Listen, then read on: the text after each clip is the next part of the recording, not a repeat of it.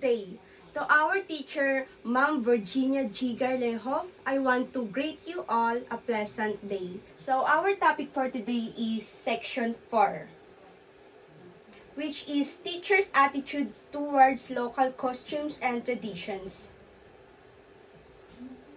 So, Section 4 expects that every teacher to live and for with the community and shall therefore study and understand local costumes and traditions in order to have a sympathetic attitude, therefore refrain from disparaging the community. So, sa Section 4 na ito it talks about how teachers should respect and understand the costumes and traditions of the community. So, a teacher must live and work with the people, learn about their way of life, and never look down on our cultures. So, meron dito yung sinasabi nating exocentric.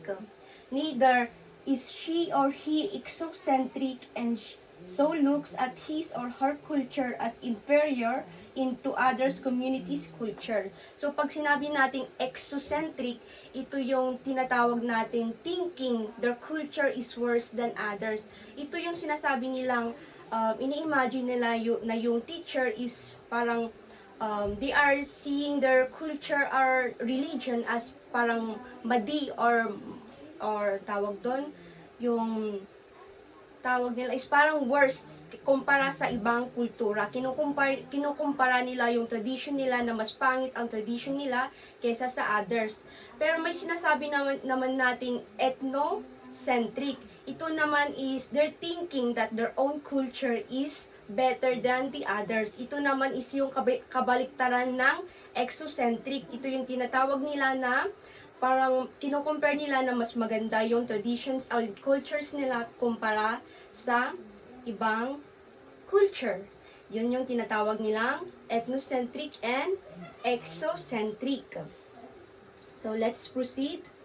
So, fortunate and happy is the community that has teachers who live with them, exert efforts to understand the local costumes and traditions, and consequently appreciate the same. This author sees no culture as perfect. Every culture, including hers, has its positive and negative aspects. So, yung kultura naman natin is may negative sides and positive sides. So, yung teacher is, she or he is the one that have or appreciate the costumes and traditions ng isang community. So, instead, a professional teacher respect all cultures, even though every culture has a negative sides and a positive sides. So, a teacher should focus on how he or he teach and keeps the good parts. So, if there are good parts, teachers should talk about them kindly and with care para naman hindi alam mo yun, yung hindi masama yung tingin ng ibang tao sa teachers. So, para walang mapapahiya or walang, alam mo yun, masasaktan kasi syempre may mga tao na todo supports or they love their culture. So, a teacher should be, ang tawag doon, parang hindi siya dapat nag-decide kung ano-ano lang nang walang, alam mo yun, yung walang decision ng tamang pag-decision. So, dito sa section 4 na to is tungkol sa tamang pag-uugali ng guro pagdating sa kultura at tradisyon ng komunidad. Dapat ang guro ay nakikisama sa mga tao at inuunawa ang kanilang kaugalian at tradisyon. Siyempre, tayo naman is may iba't ibang tradition, di ba? Kaya dapat marespeto yun as yun, gawin ng mga teachers. So, hindi dapat minamaliit ng mga teachers ang kultura ng iba't ibang tao, kahit iba ang nakasanayan niya. So, ang mabuting guro ay dapat may respeto sa lahat ng kultura at tradisyon ng mga tao. Alam niyang walang kulturang perpekto, lahat ng kultura ay may maganda at may hindi ka nais-nais. Ang tungkulin ng guro ay ituro at ipreserba ang magagandang bahagi ng kultura. At kung may hindi magandang aspeto, dapat niya itong talakayin ng maayos at magalang ng paraan para hindi maghusga kundi para makatulong ng ikakabuti ng komunidad. So, kapag nire-respeto ng guro ang kultura ng komunidad, mas nagiging bukas ang loob ng mga magulang at estudyante sa kanya. So, nagkakaroon ng tiwala at mas magandang ugnayan ng mga estudyante at guro sa komunikasyon.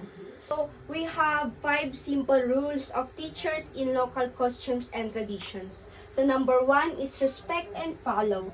Teachers should respect and follow the good and traditions of the community. Understandable naman, so I don't need to explain more. So, let's proceed to number 2. Learn and understand. Teacher must take time to learn and understand the cultures of the people around them. So, alam yun, yung isang teacher dapat daw is nakakaunawa, dapat ina-adapt niya yung mga kultura ng ibang tao para mas malaman niya yung ano. So, let's proceed to number 3. Teach the good values. Teachers should teach students the good values and lessons from the local traditions. So, yung teachers daw is tinuturuan niya yung mga estudyante ng magagandang values and lessons from the local traditions. So, number 4, be a good example. Teacher must show a good behavior by respecting all cultures, so students will do the same. So, yun, be a good role model para tularan din ng mga estudyante. So, number 5 is help improve.